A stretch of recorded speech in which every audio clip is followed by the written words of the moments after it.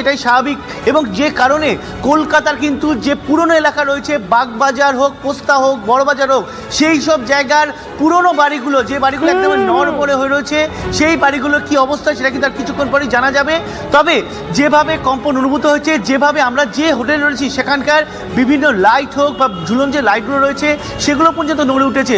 অর্থাৎ গোটা আজকে কম্পনটা কিন্তু যথেষ্টই ছিল। একদম শান্ত, আমরা 15 তলার উপরে রয়েছে, তো মানে আমাদের মধ্যে কিছু জনের আমরা দেখেছি রীতিমতো মাথাটা ঘুরে যায়, যেটা আমরা বহুতলে থাকলে সত্যি কথা এই ভূমিকম্পনের সময় অনুভূত হয়, এবং সেটা একবার নয় বারবার মাথা ঘুরছে। এবং স্টুডিওর যে আলোগুলো তুমি জানো কতটা শক্তপোক্ত ভাবে এইগুলো তৈরি, সেই আলোগুলো পর্যন্ত দুলিয়ে দিয়েছে। তার মানে বোঝা যাচ্ছে ভয়ানক অবস্থা। দুপুর 1:20 জোরালো ভাবে ভূমিকম্পন অনুভূত হয়। তখন থেকে প্রত্যেকটা মুহূর্তের আপডেট, প্রত্যেকটা মুহূর্তের তথ্য এবং প্রত্যেকটা জোনের ছবি আমরা তুলে ধরছি। আর মধুকল্পিতা প্রায় 45 সেকেন্ড ধরে সেই কম্পন হয়েছে এবং অনুভূত হয়েছে।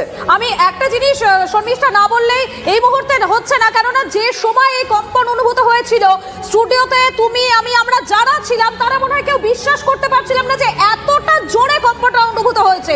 15 তলার উপরে রয়েছি আমরা, সেই 15 তলার উপরে যেভাবে থরথর করে কেঁপে যাচ্ছিল, পুরো জায়গাটা কাঁপছিল, তাতে কিন্তু সত্যি একটা ভয়ের কারণ হয়ে দাঁড়িয়েছে। এবং এই যে সেক্টর 5 যেটা অত্যন্ত জনবহুল এলাকা শর্মিষ্ঠা, এবং এই সময়টা অফিস টাইম, রাশ থাকে। আমি কমলেশের কাছে যাবো। কমলেশ, কি আপডেট রয়েছে তোমার কাছে? দেখো, এখনো পর্যন্ত যে খবর পাওয়া যাচ্ছে এটা প্রাথমিক খবর।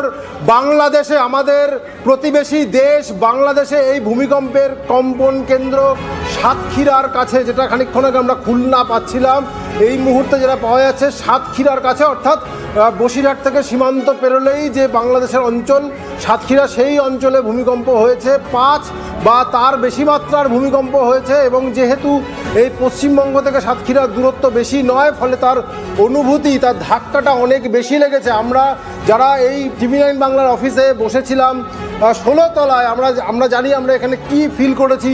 বেশ খানিকক্ষণ ধরে এই বিল্ডিংটা দুলেছে।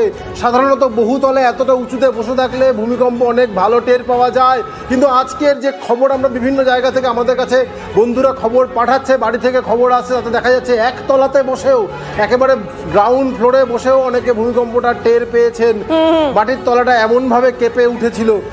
একদম কমলেশ, তুমি সঙ্গে থাকো। তুমি যেহেতু বাংলাদেশে ভূমিকম্পের উৎসস্থল বলছো, তাই বাংলাদেশের খুব কাছে আমাদের রাজ্যের যে অংশটুকুনি রয়েছে সেখান থেকেই আমি একটুখানি কথা বলি। মানে বারাসাত, দত্তপুকুর, ওই জায়গা থেকেই রয়েছেন আমার সহকর্মী দীপঙ্কর। আমরা কলকাতায় 50